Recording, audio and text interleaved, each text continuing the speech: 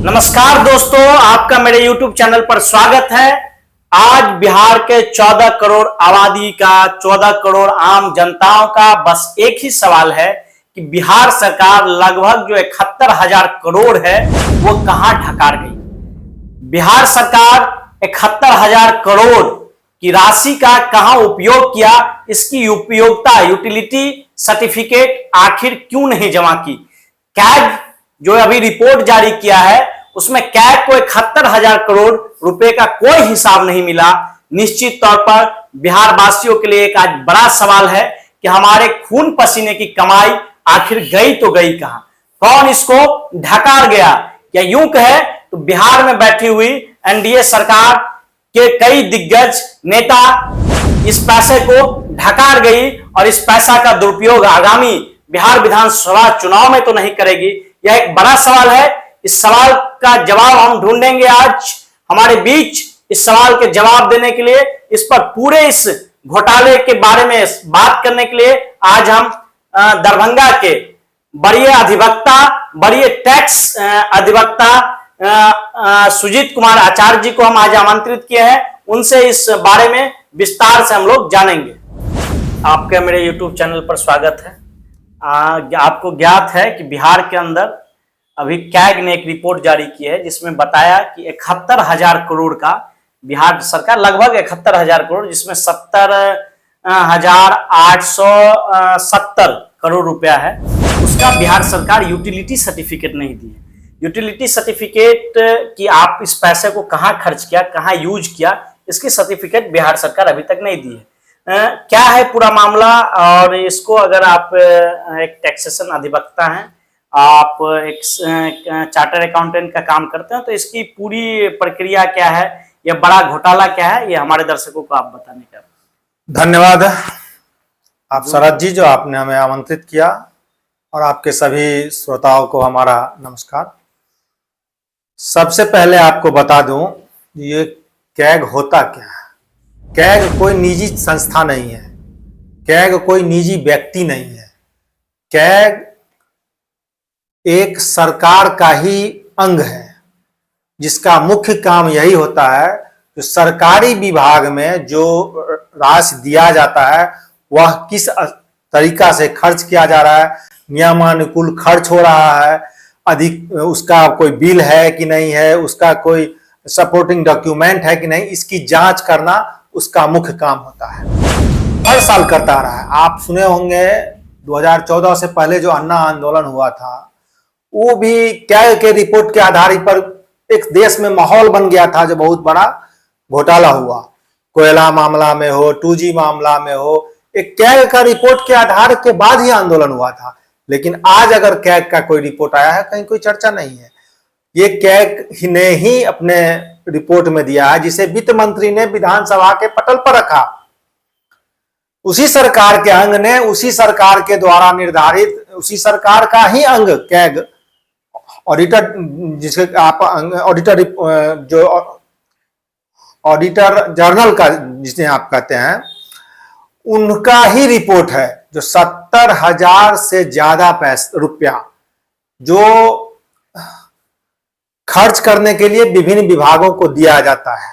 हर साल दिया जाता है। ये एक सामान्य प्रक्रिया है। किसी का भी शासन रहे, जो राशि आवंटित बजट में होती है उस विभाग को, सबको अपना अपना जिस विभाग को पैसा दिया जाता है, वह एक प्रक्रिया है जो फिर उस विभाग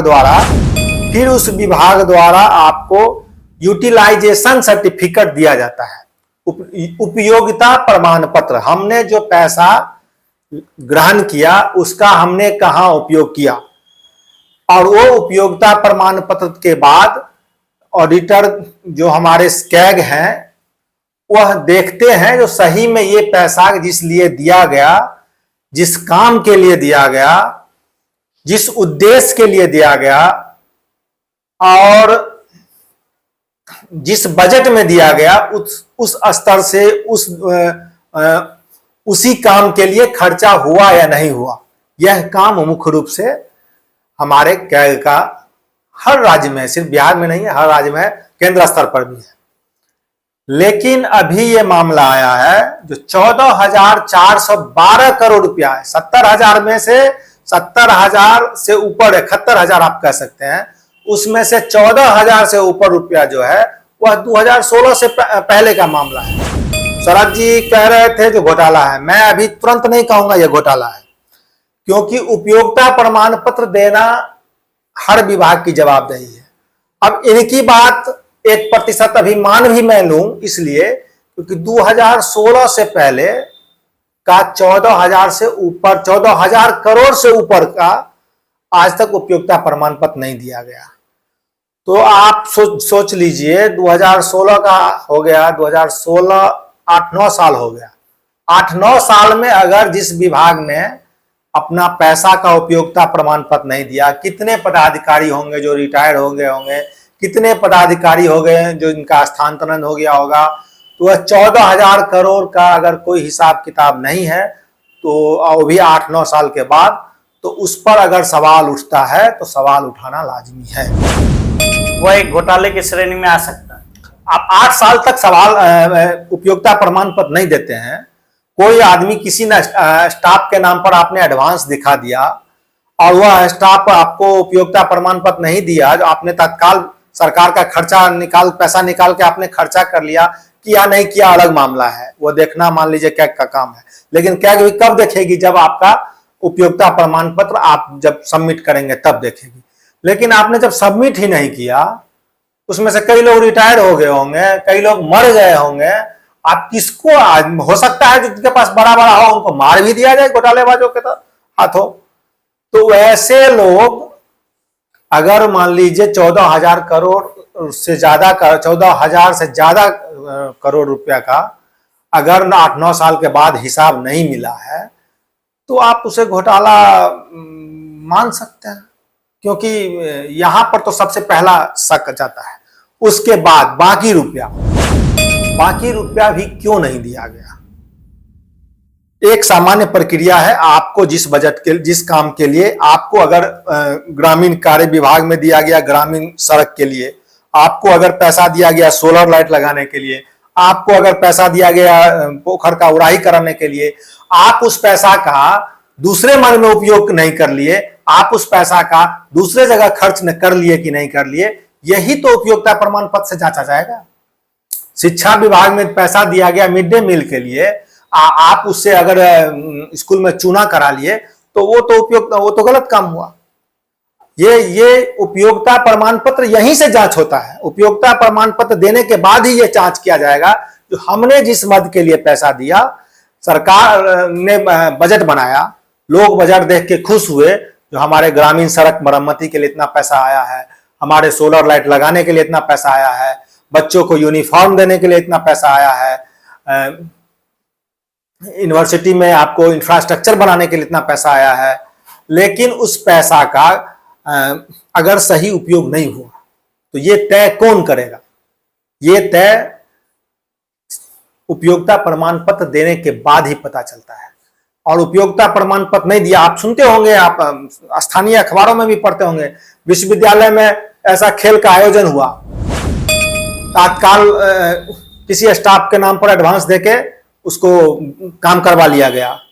लेकिन बाद में अगर वो स्टाफ उपयोगिता प्रमाण पत्र नहीं देगा तो पता कैसे चलेगा? जो 1 लाख रुपया अगर उठाया, 1 करोड़ रुपया उठाया, तो उसमें 60,000 का उपयोग हुआ, 60 लाख का उपयोग हुआ या 1 करोड़ 10 लाख का उपयोग हुआ, वो तो उपयोगिता प्रमाण पत्र देने के बाद पता चलेगा। उसमें बिल, सपोर्टिंग बिल होगा, सपोर्टिंग डॉक्यूमेंट होगा, कहाँ खर्चा हुआ, किससे अप्रूवल मिला, ये सारा उपयोगिता प्रमाण पत्र में ही होता है। आज आपने उपयोगिता प्रमाण पत्र नहीं दिया, एक सवाल, कहीं कोई चर्चा नहीं।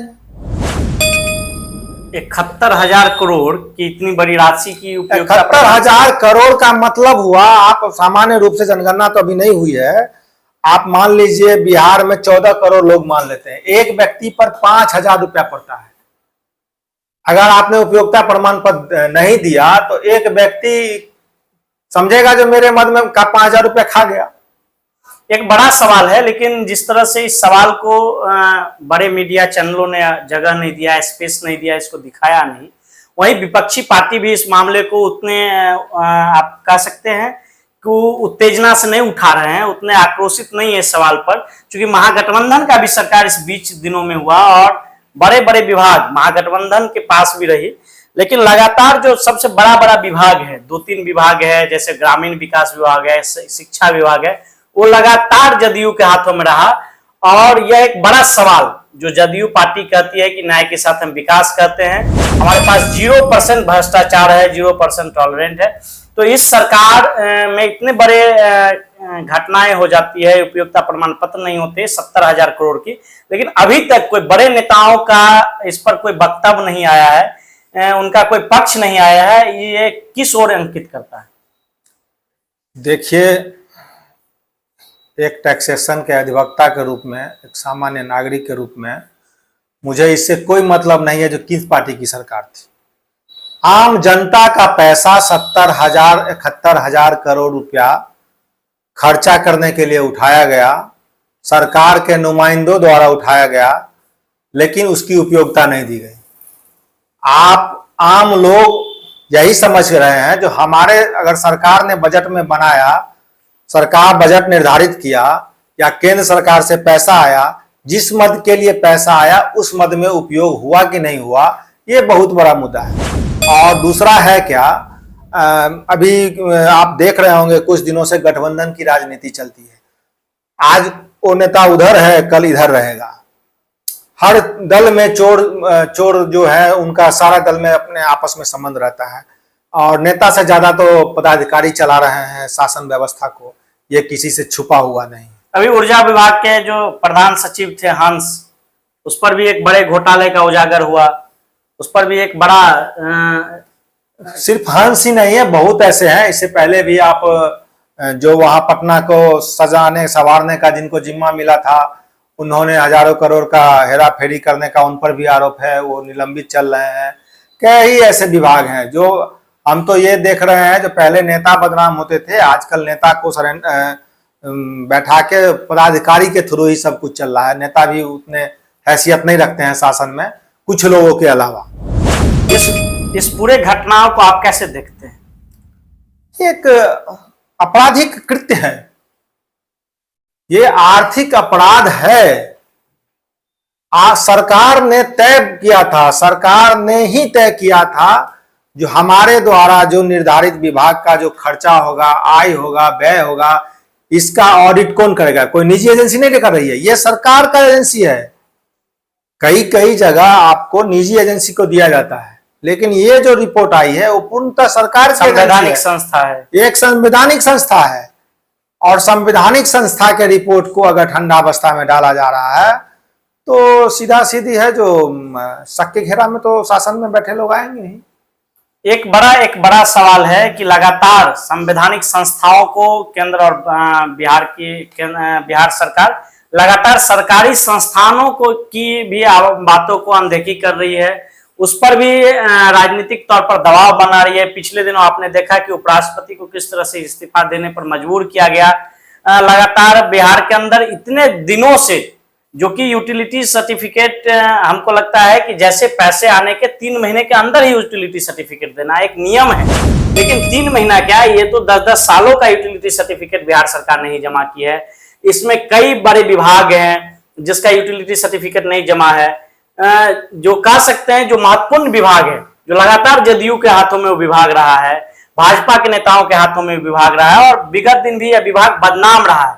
बिहार के अंदर तो ब्लॉक से लेकर सचिवालय तक भ्रष्टाचार चरम पर थी ही, लेकिन एक बड़ा भ्रष्टाचार का केस सामने आया है। हमको लगता है कि निश्चित तौर पर इस पर बड़े मीडिया चैनलों को भी बोलना चाहिए, बड़े राजनेताओं को भी, विपक्ष के नेताओं को भी मुखर होकर यह आवाज उठाना चाहिए। ये पूरे बिहार वासियों के लिए एक बड़ा सवाल है, बिहार वासियों के लिए एक चिंता का सवाल है कि इतने बड़े घोटाले, और कुछ विपक्षी पार्टी के नेताओं का यह भी सवाल है कि नवंबर-दिसंबर के अंदर अगर महागठबंधन की सरकार आएगी तो पूरे घोटाले को महागठबंधन के नेताओं पर थोप दिया जाएगा। यह भी एक बड़ा अंदेशा विपक्षी पार्टी के नेताओं के द्वारा लगाया गया है। लेकिन इससे बड़ा सवाल यहाँ 14 करोड़ जो बिहारवासी हैं उनका है कि आखिर हमारा ये 71,000 करोड़ रुपया कौन ढकार गया, हम जानना चाहते हैं। और इसकी सारी जवाबदेही बिहार सरकार की है। बिहार सरकार को आगे आकर अपने पक्षों को रखना चाहिए और पूरे यूटिलिटी सर्टिफिकेट सब तमाम लोगों के सामने, कैग के सामने अवश्य रखना चाहिए। आप लोगों का बहुत बहुत धन्यवाद इसी तरह की बातों को जानने के लिए, इस तरह के न्यूज़ों को देखने के लिए हमारे चैनल को अवश्य सब्सक्राइब कर ले, बेल आइकन को जरूर दबा दें।